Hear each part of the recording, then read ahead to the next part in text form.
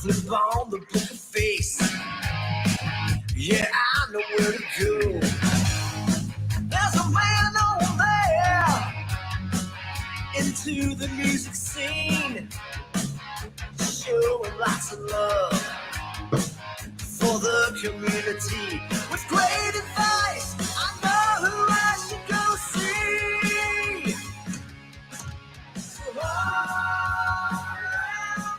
All right, everybody. Good afternoon. Welcome to a nooner here at All Around Town Radio. It is Wednesday with the band, and we've got a lot to talk about, so I'm going to shut up, and we're going to get started today. I've got some great special guests joining me on the platform today, and welcome to All Around Town Radio, guys, your number one source for live local music, news, bands, venues, and more. Look at this group I have today, ladies and gentlemen. How are you? I've got Sherry and Ann up there. How are you? Good. Great. It's good to see you guys. I just saw Ann and Sherry on Saturday, but it's still good to see you again this week. That was a great show, man. Yeah, that was incredible. It was. Let's let Sherry. I'm going to let Sherry introduce all these people that she has brought to this platform. I had to slow Sherry down. I was going to tell you, she had so many people coming on, it was going to look like a bad Brady Bunch episode here. Yes, more squares. You'd be like a 1-inch square. So, Sherry, tell me about all these folks we've got joining us today. Oh, absolutely. So let's start with Chris. Say hi, Chris. Hello. Chris was our drummer for our band, and our band counselor was actually Britt Lightning, who couldn't be here today. She's got some meetings going on, but he was the drummer who kept time for the lightning rods. That was the name of our band. Then if you go down to Jason Ebbs. Hey, Jason. Hey, how you doing, Sherry? Great. So Jason is a rock camp counselor, and he's been a rock camp counselor for 14 years, Jason? Yeah, that's about right, I think. Yeah. And he's also been in some other bands that we'll let Jason talk about later. And then we have the amazing Steve Grantham, who was our guitar player for the Lightning Rods. Yay! I love the name of that band, by the way, the Lightning Rods. That couldn't have been any better, actually. That's superb. Well, we're here to talk about. Yeah. And actually, I didn't introduce my good buddy here, Ann Coleman, who was my groupie. She came as my camp groupie. I love me some Ann Coleman, by the way. I'm just going to say that right now to kick off the show. Okay. What a great artist you are, Ann, and thanks for joining us today.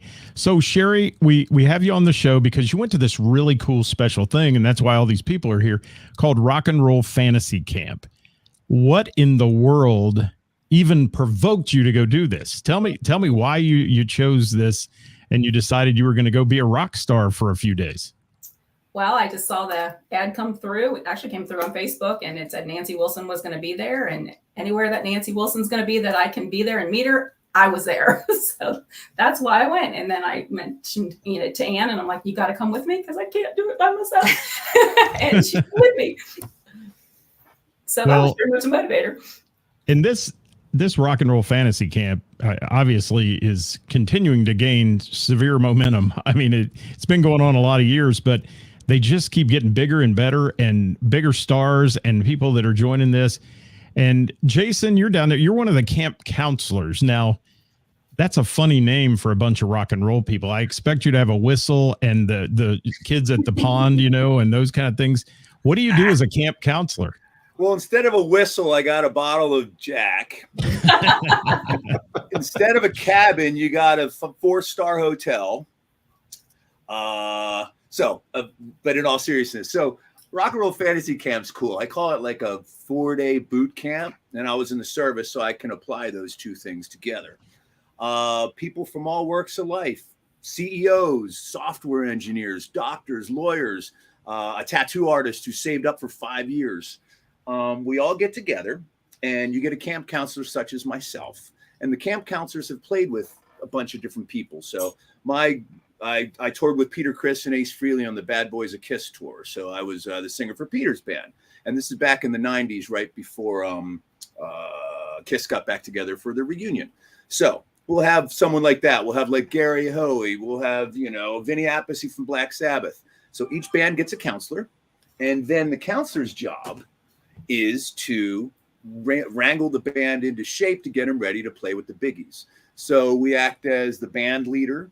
We act as the person that the tiebreaker if there's a tie, but we kind of guide everybody through the course. because it's 4 days of nonstop. So you arrive, you meet your people for the first time in person, and then the next day you're probably jamming with, let me see, who do we jam with the next day? Was it the DeLeo brothers or was it Slade? Yeah, it was Stone Temple Yeah, Pilots. Leo brothers. Awesome. Yeah. Yep. And yeah, so that's kind of the premise of it. I think I've done 17 camps now or something like that. So my first one was in 2014, and Chris Slade from AC/DC actually brought me in because we had been playing together for a couple years, and he invited me down to the now defunct House of Blues on Sunset, which is where I saw the first one. And that's Chris Slade from AC/DC, the bald guy, Thunder, you know. So anyway, that's a little synopsis of what's going on with it. We had a band at the time called Ecotonic, which is, we started to record a record, then he got pulled back into AC/DC, and now I've turned it into Swaggermouth and recast the players on the record and all that stuff. So Cool. did I answer the question? I don't remember what the question was. It's a little earlier here. What do you do as a camp counselor? And I think you covered it pretty damn well. So okay, cool. So yeah, that's the premise of it. And by the end, you can see we've changed all these lives. The people stay in contact with each other. And, you know, some of them continue to record and write and do all kinds of stuff like these guys are. Well, on the Fantasy Camp's website, and I've got to say, I should say Rock and Roll Fantasy Camp. Don't just put up Fantasy Camp in your browser, because it takes you to a place you probably don't want to be. So it says extracting ordinary people from their daily lives and giving them the opportunity of a lifetime. Chris, do you agree with that? Oh, 100%. I mean, look at me. I'm in a hotel room in Dallas on business meetings, and you know, and here I am reconnecting with everybody from Fantasy Camp. It's you know, it's just fantastic. It's, you know, as a musician, you know, we do these things on the weekends, most of us, and you know, professional, but you know, to be able to get surrounded and completely immersed with people like Jason and Nancy Wilson and the DeLeo brothers and Joe Perry, the first camp I went to, Joe Perry was there. It's just, it's so encouraging. It's so energizing. It just refreshes the reason why we do this, right? Which is to connect with other people. And you're what's known as a repeat offender, I understand. You just said that. You were there twice now. And being there twice. By the way, I think I coined that phrase, just so you know. Sorry, we'll give you credit for that. Just so all right. you know. Send the residuals to him. All right. Chris, would you do it a third time? Oh, without question. I mean, as often as I can afford to do it and have the time to do it. I really was excited about this one because my lifelong friend Steve, you know, was able to go, and his wife called me and said, "Hey, I want to get this for him for his birthday." And I said, "I'm in." She didn't even have to finish the conversation. I said, "I'm in. Just tell me when it is, and we'll make it happen." So it's yeah, it's just great. And people like Jason, they just pour everything into it, and they make you better. By the time you leave, you're a better bandmate, you're a better musician, you're connected with people that you've never would have otherwise had the chance to connect with. Yeah, and how cool. I mean, just to be in the presence of all those folks and for one common mission, and that's playing music and such. Steve, a gift from your wife. Tell me about it. You said you didn't even want to go. What's the deal with that? Well, I'm one of those sitting in my bedroom playing on my Rockman with this is my dad. So the guitar that you see in the picture there is my dad's 57 Fender Esquire that he passed away, and I inherited it, and I've been playing it. And I have a Gibson and a few other guitars, but this is my favorite guitar because you can thrash on this thing and it stays in tune, which is perfect for me. So I have made myself very comfortable just playing the beginnings of about 100 different songs, but never completing any of them, which was probably driving my wife and my daughters crazy. So she got this for me, and it is very intimidating when you think about what you're going to be doing. You're going to be on stage at the Viper. You're going to be on stage at the Troubadour with the DeLeo brothers in a room playing together. Meeting Brett Lightning for the first time, meeting Jason, meeting all these guys was extremely intimidating at first, but luckily I had Chris here to say, this is not what you think. It's an immersion that goes on for several days. They will walk you through everything, and you get to live this life. for the weekend, Thursday, Friday, Saturday, Sunday, and it was just incredible. We had a great time. Well, it sounds like a remarkable time. And I want to bump up to Ann, because Ann went not as a participant, so to speak, but as a groupie. What does a groupie do besides going to get the Jack Daniels for Jason? Right? Wait, shouldn't I answer that question? That's why I didn't ask you, Jason. You know, when Sherry said about this camp, I said, "Oh, I'm going." And you know, the more I looked into it, I was like, "Oh, geez, this could be tough for me." And then she offered the groupie, and I was like, "Well, I'll go be a groupie, no problem." Just to be able to go and hang out with these guys while they went to band practice. They also have master classes, and that's where I got a chance to go to see Jason, who was invaluable. I loved your master classes. Thank you. So I just got a chance to be a fly on the wall, but also be supportive. And it was so much fun. And in LA, right, my youngest son is out there. So I got to see my younger son, Peter. And it was just so much fun. I was tired at the end of the weekend, and I didn't even have to perform. So it was a supportive role, but it was a blast for me. And I loved just seeing everybody get better. And those 3 or 4 days, each band, I was like, wow. And so they practiced so much. It was really boot camp. Like you said, Jason, like it was intense. And by Sunday night, I was like, I am worn out, and I didn't even have to play. So I couldn't imagine how you guys felt, but I was so happy to go along for the ride. And Yeah, Thank you, Ann. I'll throw in there that someone asked me how, you know, hey, Steve, you went to LA. How was it? And I'm like, I don't know, because I sat in a rehearsal room every day, all day. And then I went to the Viper and the Troubadour, and then we got on a plane and flew home. So I really don't know what LA was like, which was great. Yeah. It sounds like you were on tour, because that's usually what happens to a band on tour. They don't get to see the city. That's what I was just going to say. Yeah, that's what I was they just going to say. You're everywhere, but you don't really remember too many specifics. And you're moving so fast and going from place to place that it's kind of like, you know how if you go on vacation and you save up all weekend or all year, and then you go on vacation for 2 weeks, and then you come back and you look at the pictures. I don't even have time to look at the pictures. You get back and you go right back into it. So if you're not careful, it all blurs by. And that's why rock stars are like, well, I did this and suddenly it was 2020, Yeah. you know, or whatever. They don't know, because you just keep going. So this is a really accurate assessment of that. And there's something that happens, and I know that Sherry and Ann can attest to this, and probably everybody. But once, you know, we all go to concerts and we see our stars playing, you know, but once you step onto stage with them and you hang out and you talk to them and you jam with them, something inside you clicks and it changes you. That's the best way I can put it. And you're not the same. You don't see music the same. You don't see anything the same, because you now realize that everybody puts their pants on one leg at a time, as Peter Criss used to say, that everybody's equal. And look, man, I've done every job under the sun. I've dug ditches. I've cleaned toilets. I've been a chef. Well, McDonald's. I don't know if that's a chef, but you know. I stretch my resume a little bit from time to time, you know, and then acting and everything else. But the point is, everybody's equal, and it's the great equalizer, because as counselors, man, we had to say, I left Penn State to pursue music. I got an honorable discharge from the Army to pursue music. And then Ann and I, ironically, ended up going to school together at GIT, which we found out through camp when she came out there. So there's a lot of opportunity cost on both sides of the fence. So for the people like you guys that chose the career that actually gives you stability, you know, we chose to leap off the edge, and we've been treading water our whole lives. But right there, we're all equal, and we play music.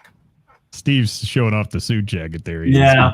Hey, if you're watching today, guys, if you're watching us today and you have a question for any of these folks, or you're watching after we're live, please drop a question in. They'll be monitoring the show, and they'll answer your questions for you and all that. And we appreciate you guys being here, first of all, taking time out of your day to share all this with us. Dewey has our first question, though. And it says, how are the songs chosen that you guys work on at camp? Is there a Q&A with the guests or the participants? Yeah. So you want me to start that one, Sherry? Go ahead.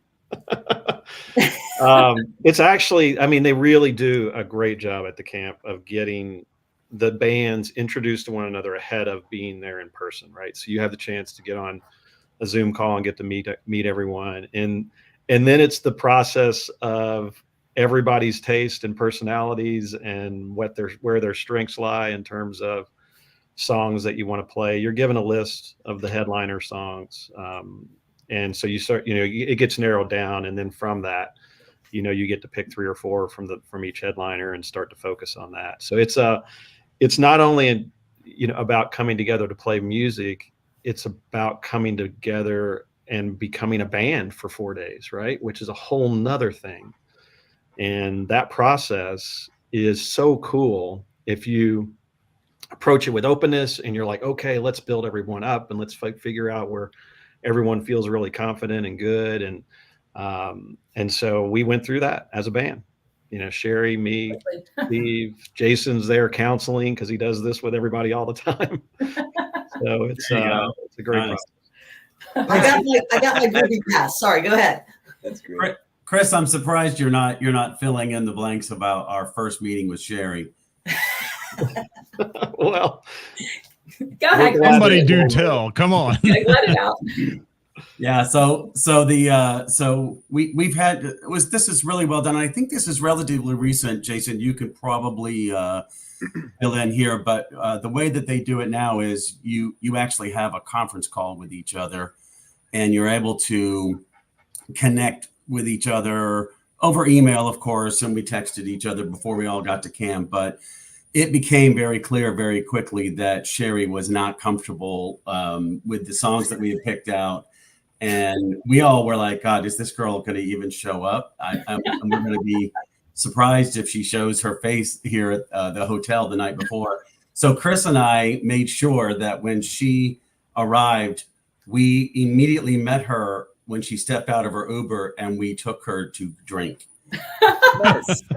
And then we got a chance to talk her into this and make sure that she stayed for the duration. And then, of course, Sherry, you could probably fill in the blank on your scolding that you got through Brit Lightning. So we had this conference call, and I have to say that I thought Rock Camp was different. Like if you liked Heart, you would go to a Heart band. If you liked AC/DC, you'd be in an AC/DC band. And if you liked Stone Temple Pilots, you'd be in a Stone Temple Pilots band. Well, that wasn't it. You had to sing a song from all 3 headliners, and those were the headliners at our camp. So when I found out I had to sing an AC/DC song in front of the AC/DC drummer, I was like, oh, heck no. I am out. So we got off this conference call, and I called Britt, and I'm like, yeah, I need to talk to you. And I got to say, Britt was the best. She talked me off the ledge. She's like, it's not going to be a big deal. Everybody gets nervous. If you don't want to sing it, I'll find somebody else who will sing the AC/DC song, which she did. And it was Tommy London from Sirius XM Radio. So thank God for Tommy London. And I got off that call, called Miss Ann Coleman, my groupie. And I was like, there's no way. And I got to say, Miss Ann Coleman and Mr. Brian Coleman let me be at their house for 3 hours going through the entire song list, trying to figure out what songs that I could actually sing, which I came back to the group and suggested. And these guys kind of rejected almost every one of them. but we figured out and we got there. So that's really awesome. So effort. Chris, just to refer, or no, it was Steve. So didn't mean to interrupt you, by the way. No, back to you, Jason. So back to what you were talking about. In the Rock Camp's been around for about 25 years, I think, maybe 26 now. Back in the early days, you didn't even know who your band was. Everybody showed up and was randomly sectioned off. Oh wow! So through the years, they've started to do it a different way. Basically, after COVID, everything became Zoom oriented, so things got a little clearer. So that was the first time you started to meet your band. But when I first started, you'd get the email addresses and you'd have a general idea, but you wouldn't meet until you got into that room. So that's a whole other thing. Now, the funny thing too that you're dealing with is the singer going to show up? Blah blah blah. That's all real life band stuff too. Yeah. So somehow in these 4 days, I mean, literally, I've had drummers not show up for their big gig to hook up with a couple prostitutes the night before, and then they just blow the band off. I mean, it's so realistic in its dysfunction and in its function. You know what I mean? So that's really special. Oh, and somebody said Jason needs a guitar. So whoever that was, put something up there. So I That's know Bob. That's Bob. That was Bob. Bob makes guitars. Yes. I was he like, does. Bob, what are you talking about, man? Okay, guitar. What? I think Jason wants a guitar, Bob. Yeah. Yeah, let's Yeah. check him out. Send it his way. But anyway, I just wanted to give my input there because it's really cool the way it's modified into what it is now. Britt does a great way of getting to know everybody. So there's surprises, but they're not like they used to be, you know. And can I give a big shout out? People are, and I know if I have to show up, you know, and not swear, I can show up with a bottle. I know what the limitations are. Well, I want to give a big shout out to Britt Lightning. First of all, the first time I met her was at the Bell and the Bear in Cincinnati, and she was there and then played there with Vixen. Just so many times I've had a chance to deal with her and emceed some shows where she was there. Let me tell you, there's no better person to work with than Britt Lightning. She is a wonderful human being and just a pleasure to be around and a wealth of knowledge. So Sherry and Ann, your son went, Ann, so later. So tell me, what advice would you give people who are thinking they want to do this so they don't get Sherry stage fright? Well, I understand completely how she felt because I was thinking to myself too, she's going to go do Heart. And then she's asking me what AC/DC song. I'm like, I can't do it, you know? So it made sense that she started to get intimidated, but I thought, you know what? You're going to do this. And I'm like, you're not quitting. I said, you know, I just knew that there's times in a person's life, right, where it might feel totally uncomfortable. And I've been there, you know, but you get through it and you do it. And then you're like super proud of yourself. So I knew that feeling and I did not want her to, you know, quit. And I thought, you're just jumping out of that plane. And by the way, I would not skydive, but if I was pushed, I probably would. But yeah, I mean, I just think it was so inspiring. I was so inspired when I came home. I can't tell you. I'm thinking to myself, either Sherry, she's going to sing Heart in front of Nancy Wilson. Either she's crazy or she's got some big marbles, one or the other, because that's a lofty goal to do. And I mean, what an honor too, to be in the presence of her and sing a song that's a Heart song. I mean, that's amazing. Sherry, were a few butterflies on that one?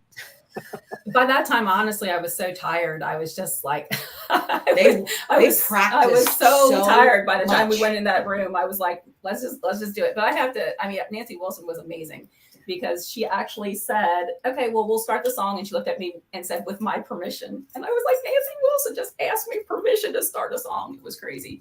And I want to give a shout out to Peter Coleman too, because Peter goes to the Guitar Institute right down the street from where the hotel was.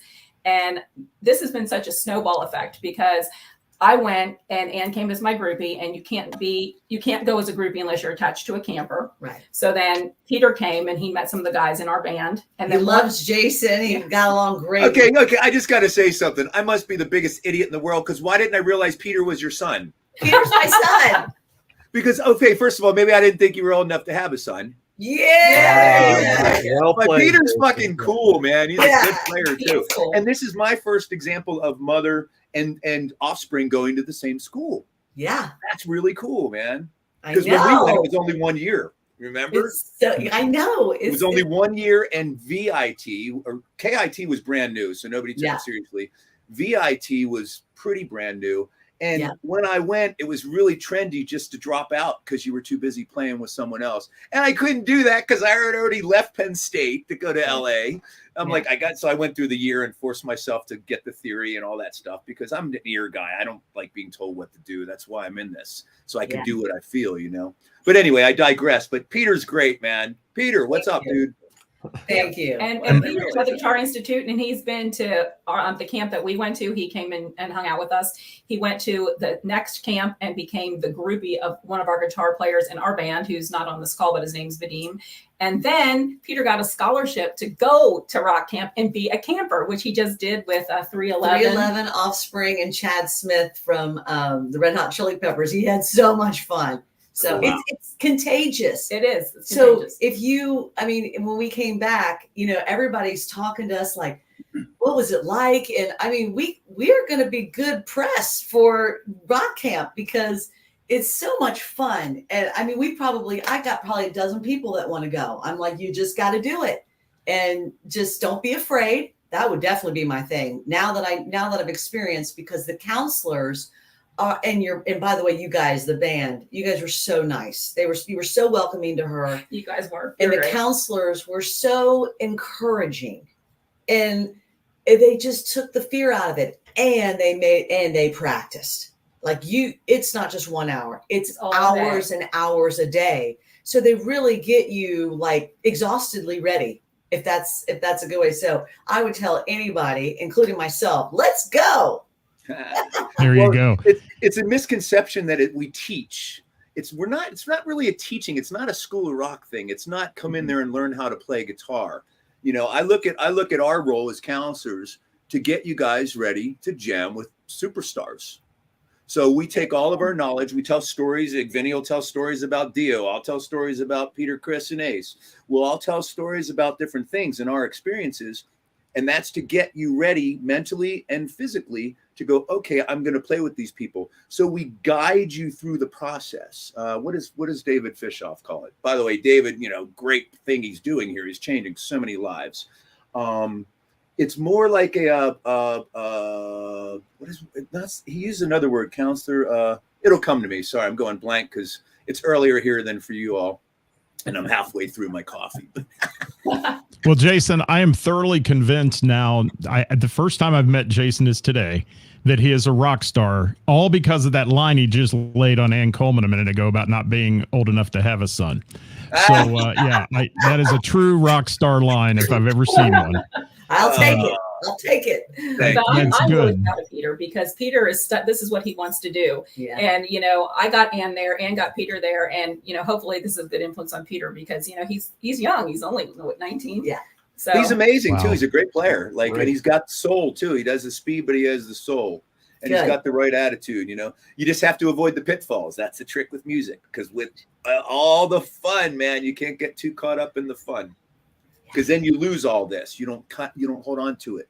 It goes away, and you're like, what happened? So yeah, that's Let the me only bump thing up you to really can't teach Chris. in 4 days is that. I want to bump up to Chris for a minute. Chris, you're a two-time camper, long-time listener. You're one of those guys who has been there twice. So for you, describe the experience of this in just a few words, if you can. Describe the experience of this rock and roll fantasy camp and why in the world you do it twice and maybe a third time, you said. Yeah, I think Jason actually said it earlier. Something happens when you go to camp and you're surrounded by all of these people that are idols to you, and you realize they're just normal people.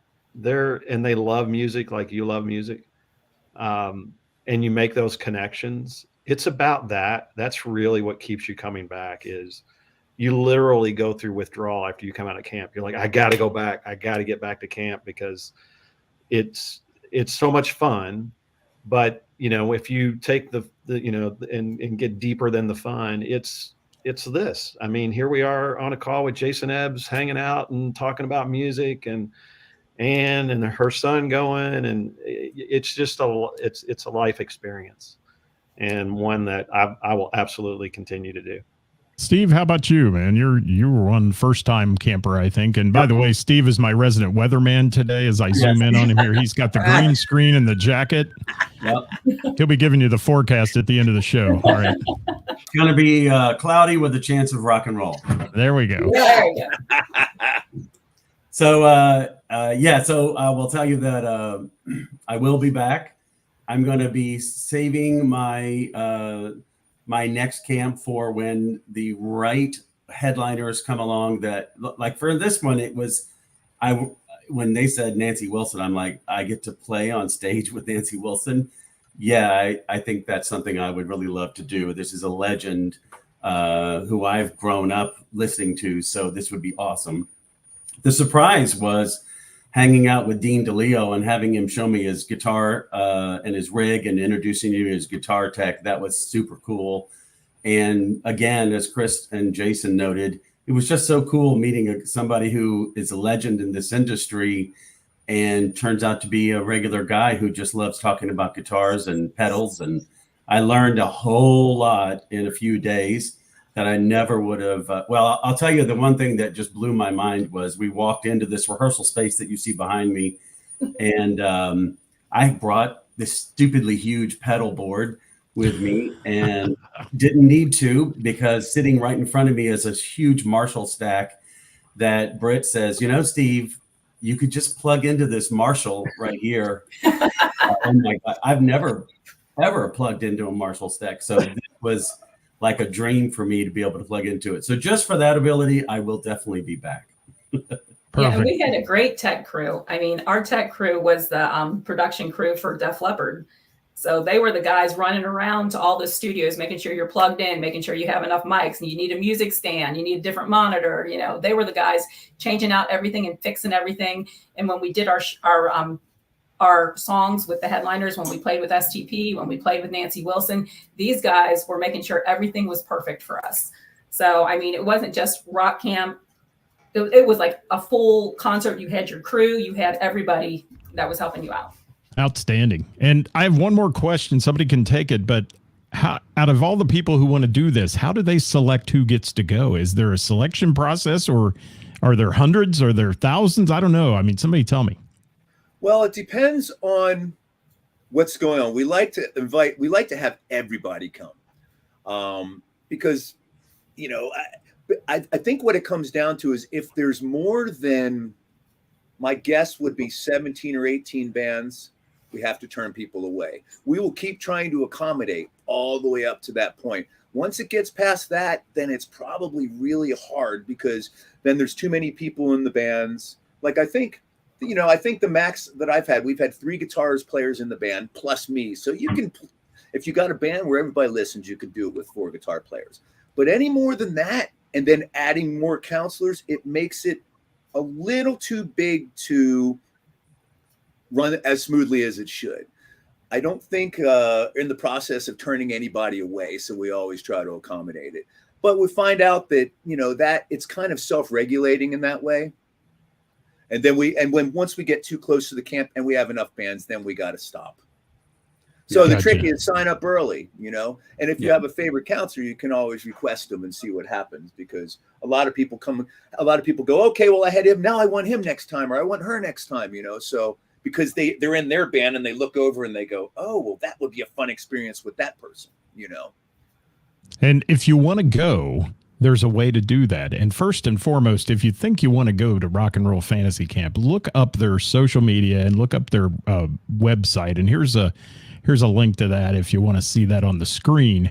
But Rock and Roll Fantasy Camp on Facebook at Rock Fantasy Camp, and then on the web at www.rockcamp.com will get you there. There's a video, there's a movie about the Rock Camp too, right, Jace? Yeah, actually, I'm in the movie. My wife, I was in the middle of a vocal lesson. This was early days. And my wife calls. I'm like, wait, babe, I'm in the middle of something. And I held up the phone and everybody did a vocal thing. So the movie's great. It gives you a really good synopsis of what the process is like. And it follows 5 people's lives. And I mean, at one point, it's actually kind of a little bit of a tearjerker for me when I see it, because there's one guy that made a different decision, and his biggest regret was not doing this one particular thing.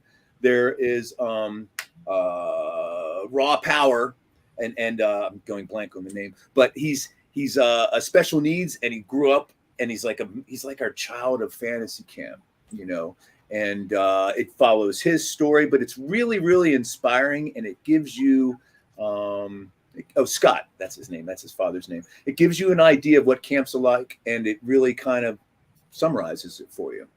Perfect. Hey, Scott, there's also a podcast that Britt does with Miles and with David that is really fun to watch. I have watched that, yes. Yeah, they usually do them right after one of the camps occurs. They'll do a podcast and talk through some of what went on during camp. It's really fun to listen to those guys talk about it, so just throw that one in too.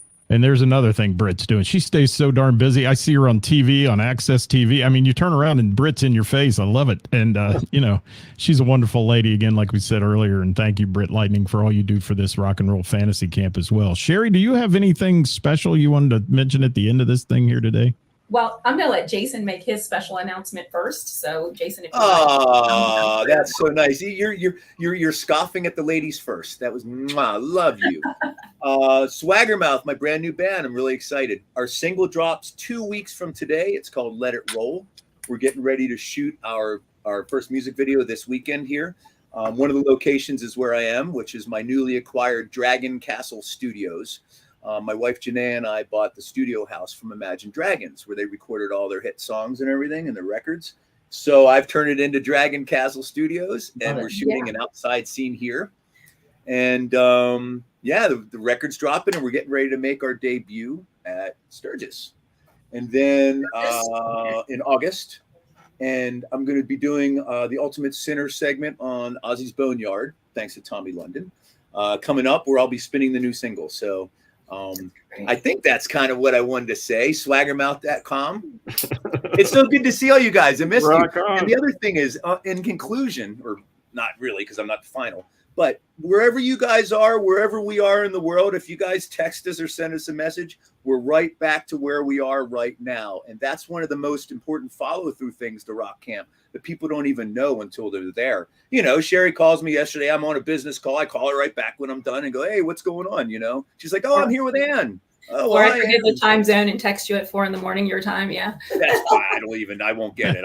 If I do, it's my fault, because I should be in control of my phone. But anyway, that's one of the best things about it, is it's lifelong friends. Well, Jason, we'd love to get you back on the show to talk about Swaggermouth and your new single, if we could. Once that drops, that'd be great. Love to have you back here.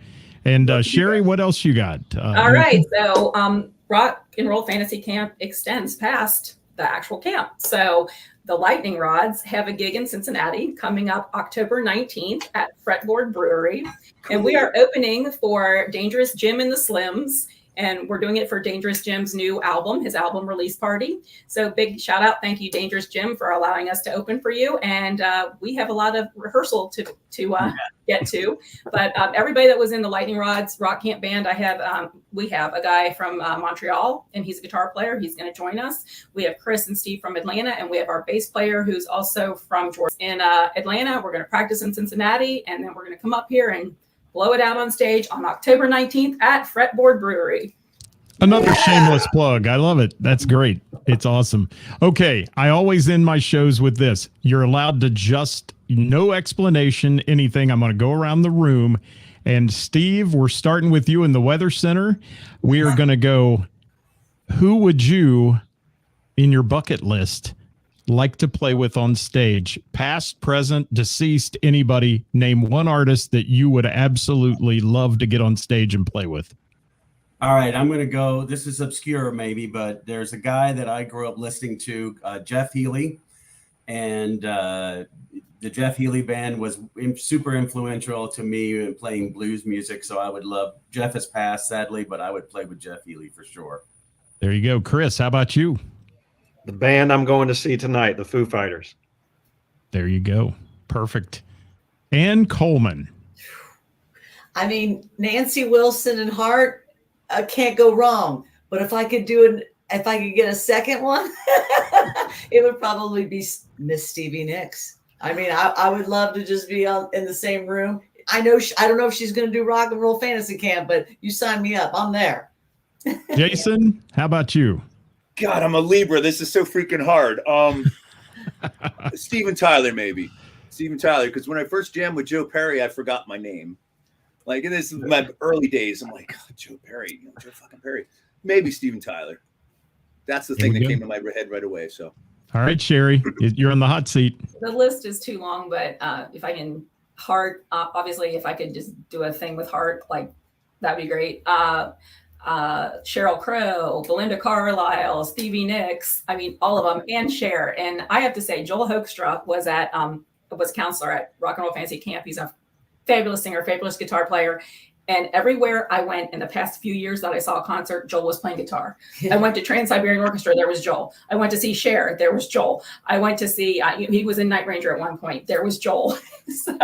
And I am actually in a room, and Joel walks in the rehearsal room and grabs the mic and starts singing with me. That was so cool. So I like to call Joel the mercenary player. He's out. everywhere. He's out with Accept now too, which is my original bass player, Martin Motnick. When he first moved to LA, we put a sign up at Guitar Center that said, you know, Ecotonic looking for a band or looking for a bass player. And it was me and Slade and Janaea. And he couldn't believe it. He called. He's like, is this really Chris Slade? And because I'm like, what, you know, the internet wasn't as prominent that way. So he came and we recorded our first record together.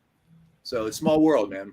Well, ladies and gents, he was great. I want to thank all of you for being here today. It's been a wonderful pleasure to have you on the show and learn a lot more about Rock and Roll Fantasy Camp, which, you know, I knew very little of until Sherry started cluing me in on what she was up to.